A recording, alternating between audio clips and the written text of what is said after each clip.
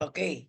So since we are through with our major divisions, so remember the rule in the major divisions is once your left thumb is up to 16 reads count only of the loop, then apply the first rule of your right thumb.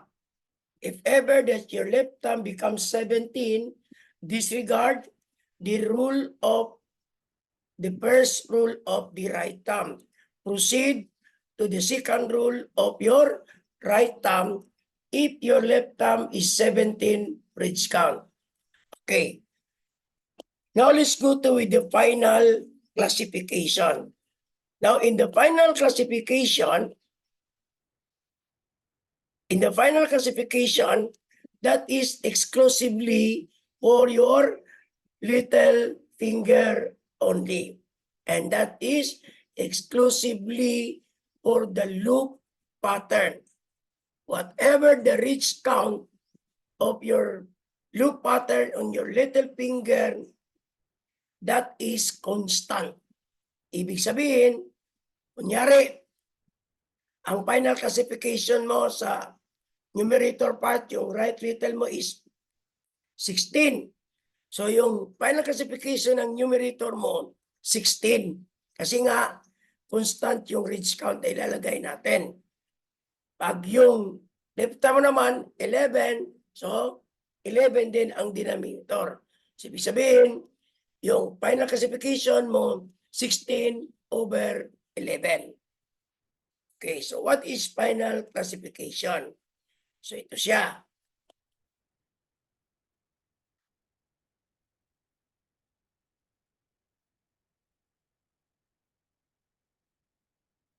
Now, the final classification, this formula will be accomplished to the reach count of the loop, yung sinabi ko kanina. Pattern of the right and the left little finger of both hands.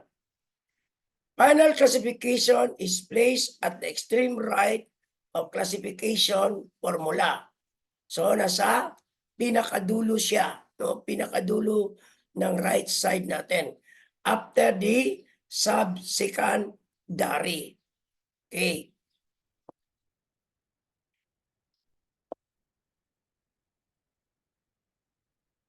The classification has its own rule as to it.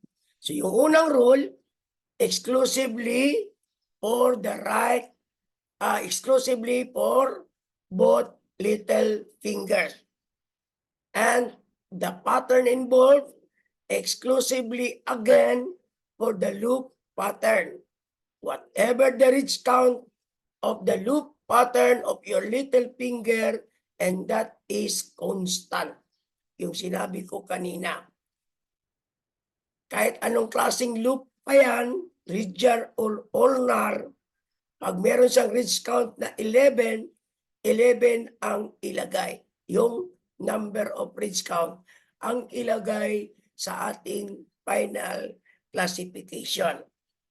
Okay. So now let's go to with the rule. Rule number 1. Finger involves are the little finger of both hands. And the classification exclusively for the loop pattern only. And whatever the number of the reach count, and that is constant. Rule number 2. So tingnan nyo ha. So as you have observed, yung right little natin, radial loop, 21 reach count. Yung left little naman as the denominator, 11. So therefore, yung final classification natin is 21 over 11. So yan. Okay. If ever your right thumb is not a loop, kunwari yung right arm. Again, klaruin ko lang ha. On the event that your right little finger, yung little finger mo sa numerator part or sa kanan, hindi siya loop. Hindi siya loop. Pero yung left little finger mo loop, Tapos meron siyang ridge count na 11. So mangyari dyan as the second rule, yung right little finger mo, ang numerator part mo, wala kang final. Das lang ang gamitin mo. Pero meron kang final sa denominator. Kasi yung left little mo is loop at meron siyang 11. So ibig sabihin, ang final mo magiging dash over 11. Kasi nga, bakit naging dash over 11? Kasi yung right little mo ay hindi siya loop. So kasi sinabi ng rule, exclusively for the ridge count of loop. Okay? So yan. Rule number 2. If ever the right little finger is not a loop, but the left little finger is a loop, and the ridge count of the said finger will be written on the denominator part. Yung sinabi ko kanina. So yan. So kasi plain art siya, yan. So wala tayong final sa numerator part dito. Pero meron tayong final sa denominator. Kasi radial loop man siya, may 11 siya.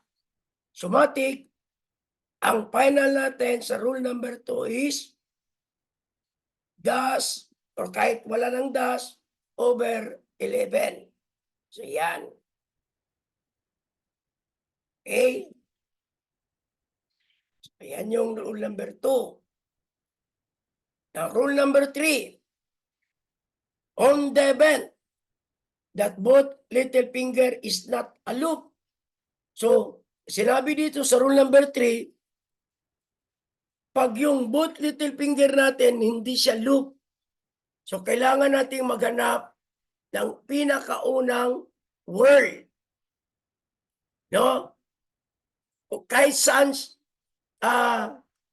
kung yung first word na yung nakita natin, no, yung nakita nating first word, we will treat that first word as our ordinal loop.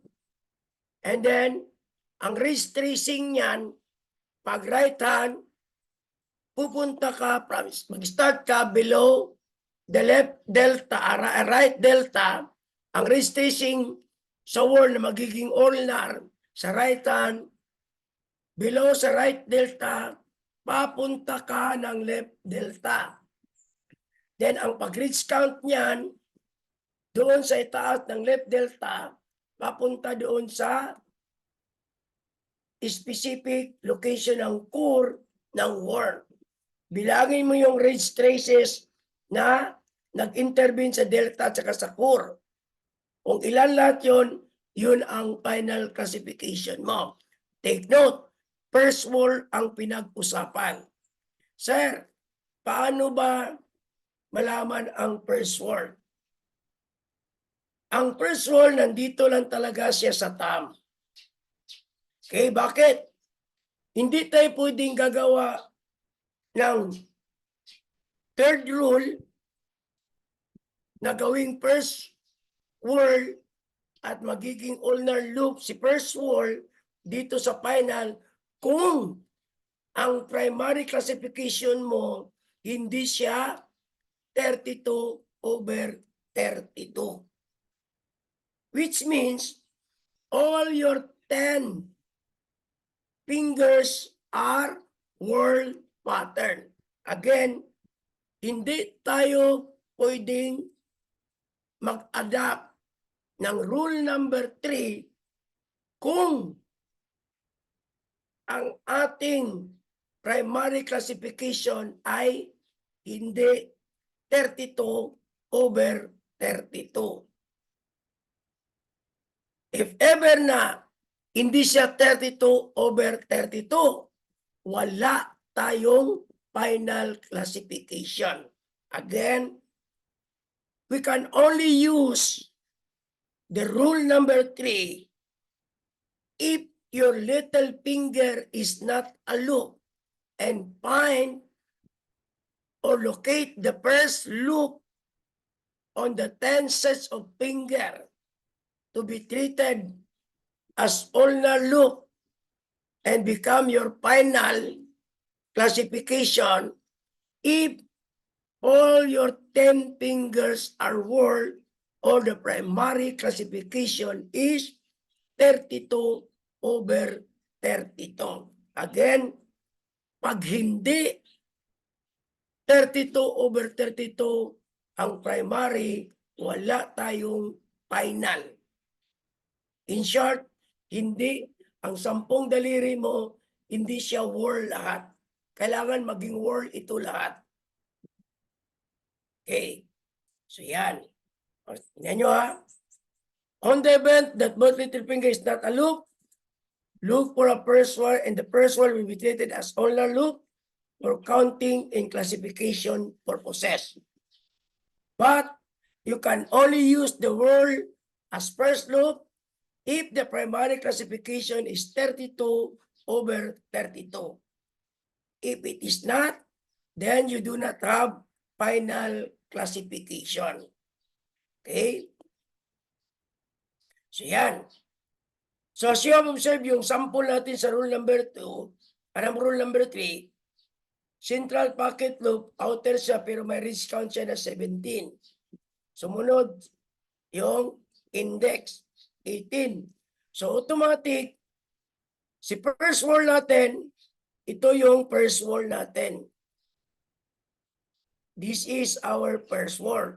Kasi nga 7 man yan, somatic, ang numerator natin, 7, kahit wala na tayong denominator. Optional na lang yan si denominator sa treating the word as ulnar loop for final classification purposes. So 7, no? Pero pag hindi ganito yung fingerprint pattern mo sa 10 sets of boxes, wala tayong final classification. Kasi yun ang sinabi ng rule number 3. Okay? So, yan. Again, magagamit lang natin si rule number 3 using or treating the first wall as ulnar loop for counting and classification purposes for the final division if all 10 sets of fingerprint pattern were or the primary classification is 32/32. Okay? So yan.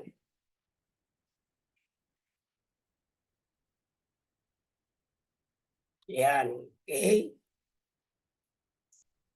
Now, rule number 4. On the event that both little finger is not a loop or the primary classification is not 32/32, then right, ada sinabi ko, no? Yung left at saka right mo, hindi naman siya whorl lahat, so wala tayong final classification. So yan.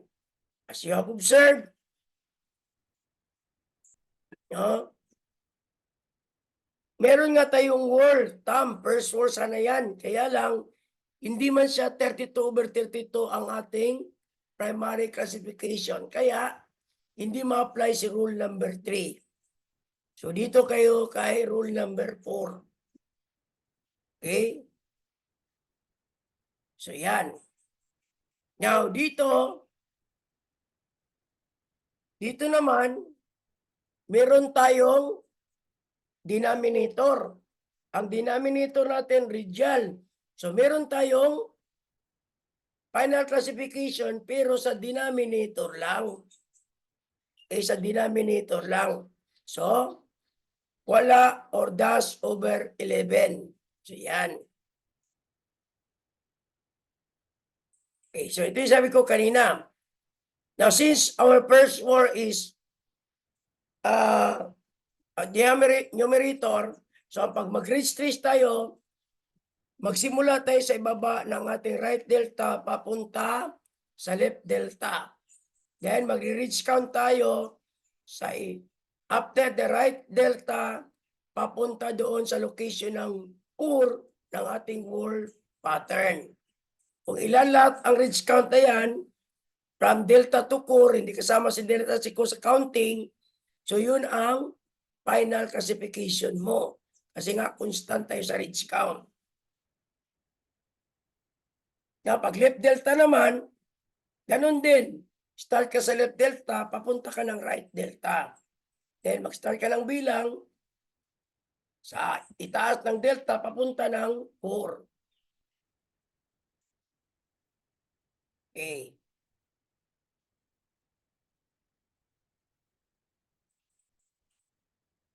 Now, sa key na naman, kung yung final, take note, kung yung final, little finger ang involved, exclusively for the loop pattern.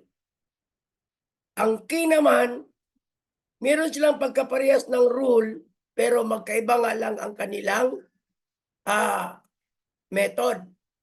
Okay? Balikan natin si final, both little finger, whatever the ridge count of the loop of the little finger, and that is constant. Kung ilang ridges man yan, abot mo yan ng 100, 100 ang ilagay mo. Okay? So dito sa key, ang ruling naman niya dito is the key is the classification exclusively for the first loop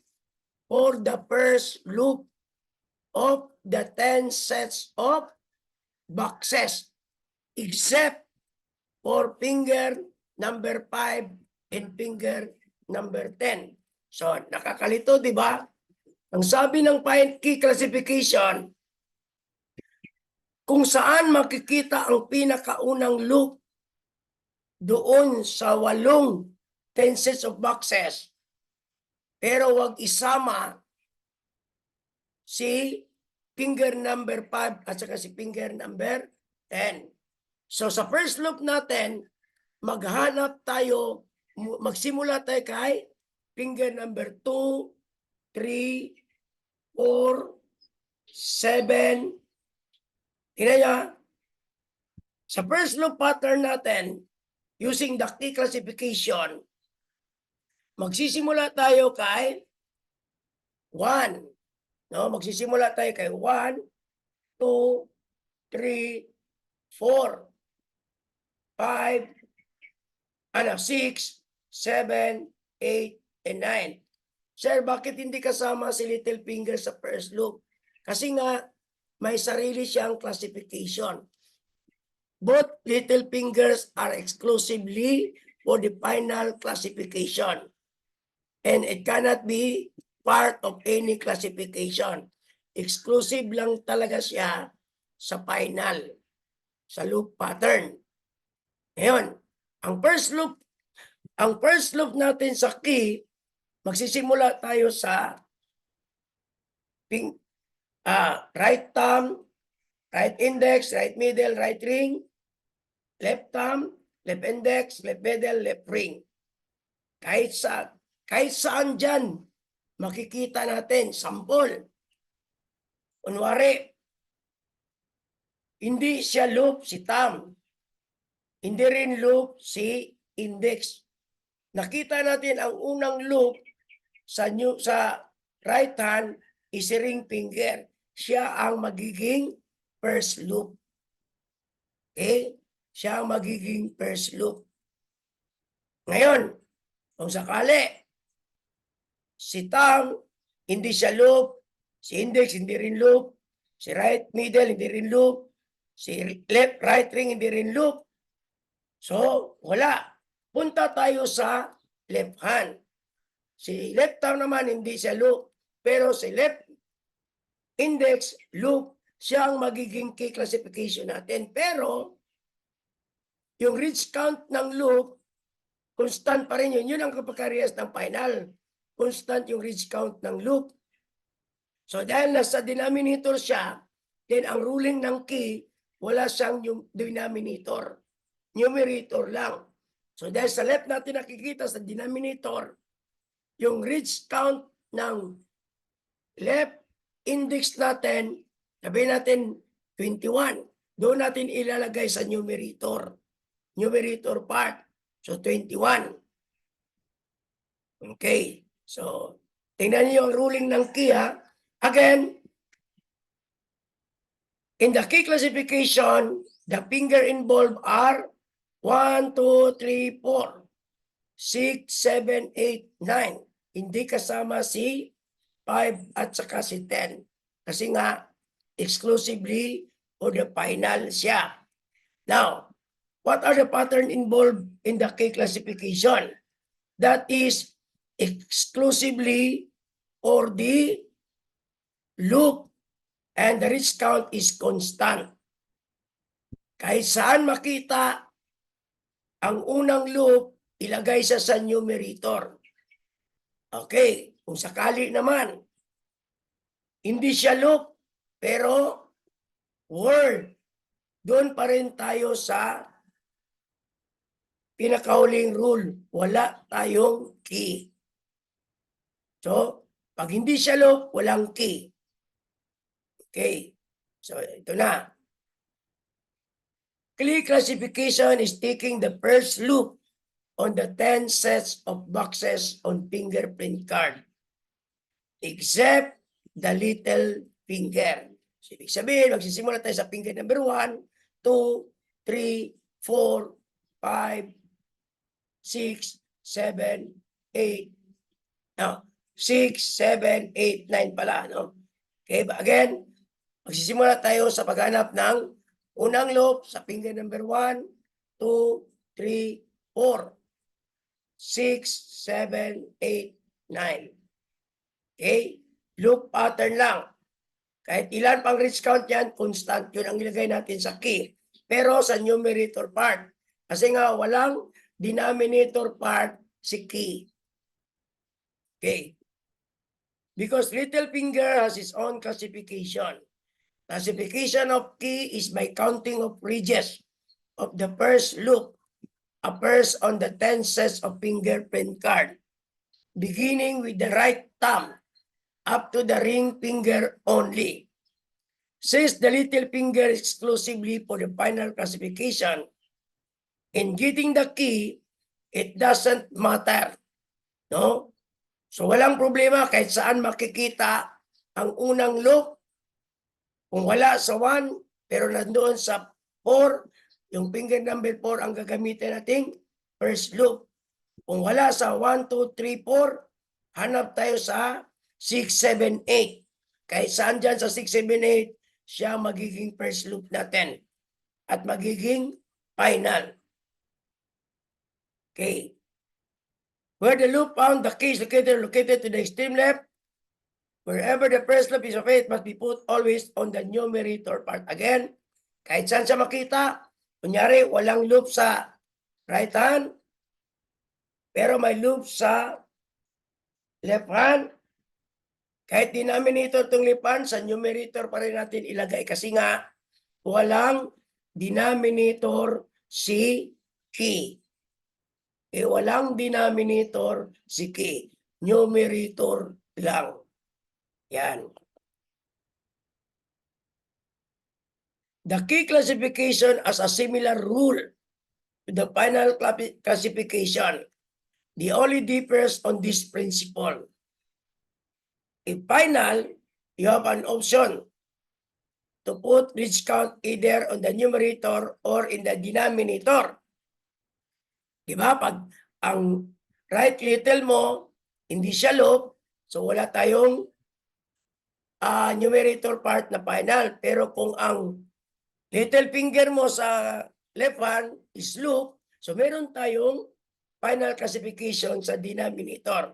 Pero sa key, kung walang loop sa right hand, pero may loop sa left hand, kaya lang, ang reach count ng left hand, ilagay pa rin sa numerator part kasi wala ngang denominator si key. Okay. While in the key, wherever the loop is located, it must be put always in the numerator part. So yan. So as you have noticed, Si first loop natin, nakikita natin sa right thumb. So, ibig sabihin, wag na tayong pumunta sa left hand. So, ito na yung magiging key natin. No? Si key, itong right thumb, 18. So, 18 ang key classification natin. Now, si key, makikita sa extreme left. Si final, extreme right. Okay? In between kay key at saka kay primary, si major division. Again, in between kay key at saka kay primary, si major division. In short, the adjacent left side of the primary is si major. Okay? So yan. Yan ang key natin, 18, no, sa numerator. Now, on the second sample is, nakita natin na si first, yung number 1 finger natin, whorl, number 2, art, number 3, 10, 10. Pero, si number 4 natin is loop. So, automatic, siyang maituturing natin na first loop. So, itong finger number 4. So, again, ang ating key, 18 pa rin. So, yan. So, yan yung second sample. Again dito, hindi siya loop, hindi rin loop, hindi loop. Pero finger number 4 loop, siya yung magiging first loop natin. Okay, siya magiging first loop.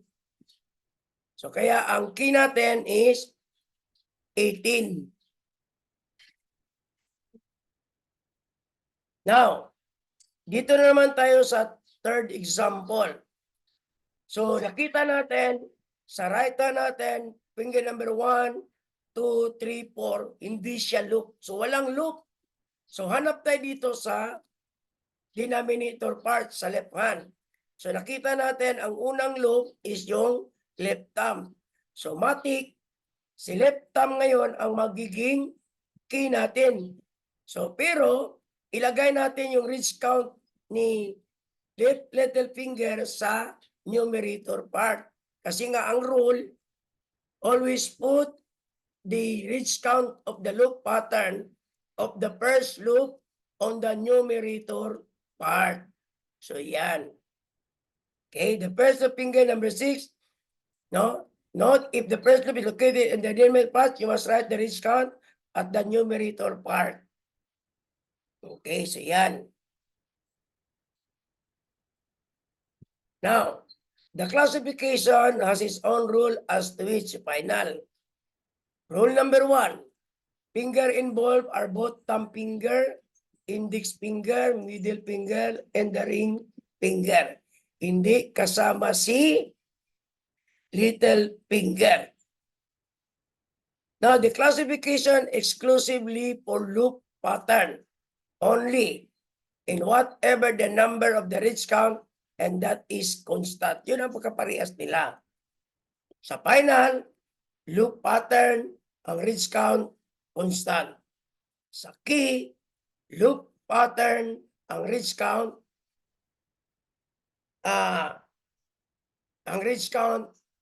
is constant. Ang kaibahan, si final, may denominator, pero si key, wala siyang denominator. Kahit saan makita ang first loop, ilagay mo sa numerator. Wala tayong denominator. Second rule, if ever that there is no loop on the right thumb index, middle ring, look for a first loop on the corresponding finger of the ridge count of the seed finger will be written on the denominator part. Yung sabi natin kanina, wala sa kanan, pero meron sa kaliwa. Pero ang ridge count ng kaliwang kamay, ilagay sa numerator. Rule number 3, on the event that both thumb index, middle and ring fingers are not a loop, look for a first word. So ano na naman ito? Balik tayo doon sa ruling ng final classification. Look for a first word and treat that word as your ulnar loop. Again, magagamit lang natin itong rule number 3 ng key, kaparehas dun sa rule number 3 ng final, kung ang primary classification natin ay 32/32. Pag hindi siya 32/32, puro siya word arches lang siya, word arches, no? Word arches. So wala tayong key. Parehas din siya sa final. Kailangan ang lahat ng 10 fingers natin is word. Pag hindi siya word lahat, wala tayong key classification. So yun ang pagkaparehas ni final at saka ni key. Okay.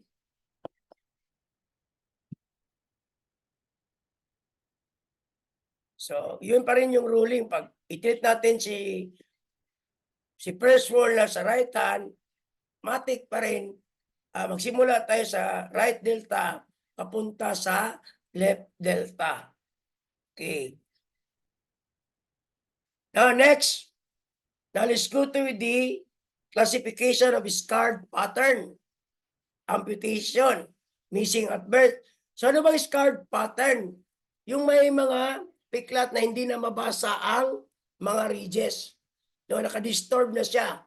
Distracted na yung ridges. Mahirapan na tayong basahin.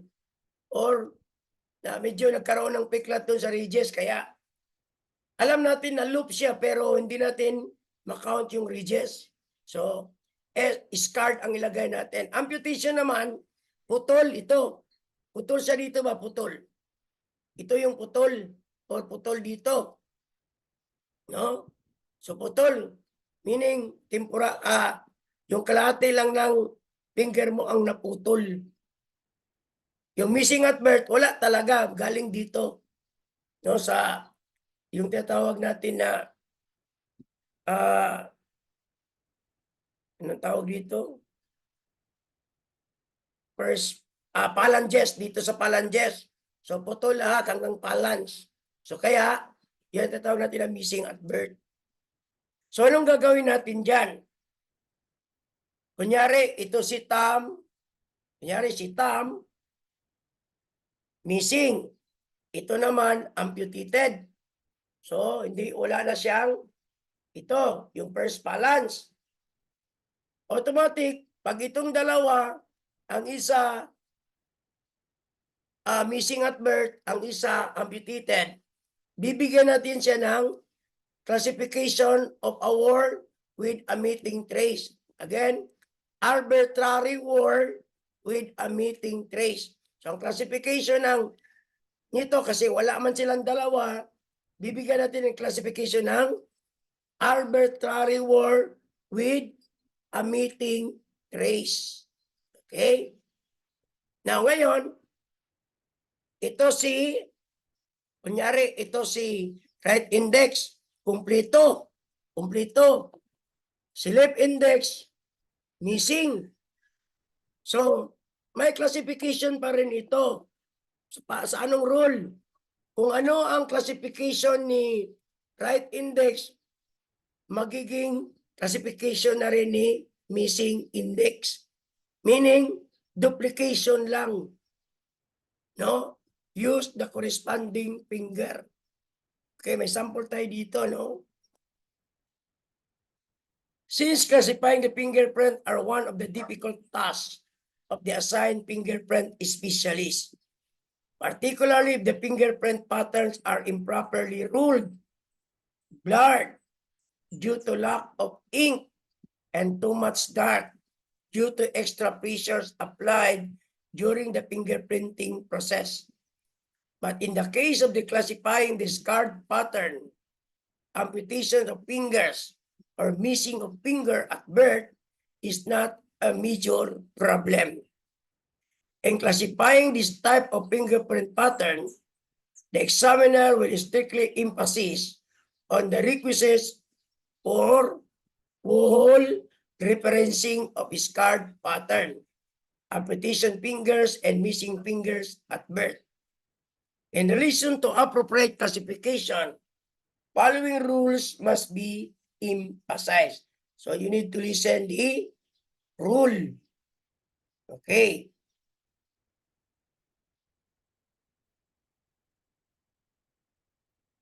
Rule number 1.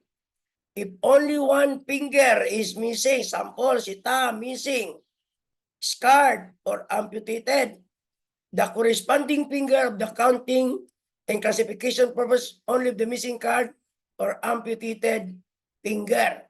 So, kumpleto si left thumb. Kung ito si left thumb, loop, or arches, ganon rin si missing thumb.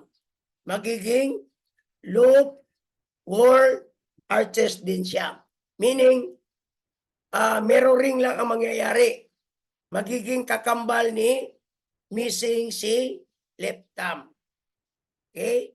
So, gagamitin natin ang classification ni left thumb para magiging classification ni missing thumb. Yan. Rule number 2. If both fingers, right ring finger and the left ring finger of both hands are missing, scarred or amputated. So, ibig sabihin, wala si right ring, wala rin si left ring. Pareho silang hindi na mabasa. Walang fingerprint. Ang sabi dito, bibigyan siya ng classification na arbitrary word with a missing trace. Pag silang dalawa ang wala. Wala si right ring, wala rin si left ring, bibigyan siya ng arbitrary word with a missing trace for classification purposes only. Okay. Rule number 3. If all fingers, lahat of both hands, so left or right, are missing, scarred or amputated, a classification of arbitrary word with a missing trace shall be given. So, matik, ang primary classification mo, pag lahat ng finger mo missing, 32/32. Ang secondary mo, W/W. Ang subsecondary mo, meeting. Ganon din si major. Meeting din siya. Okay.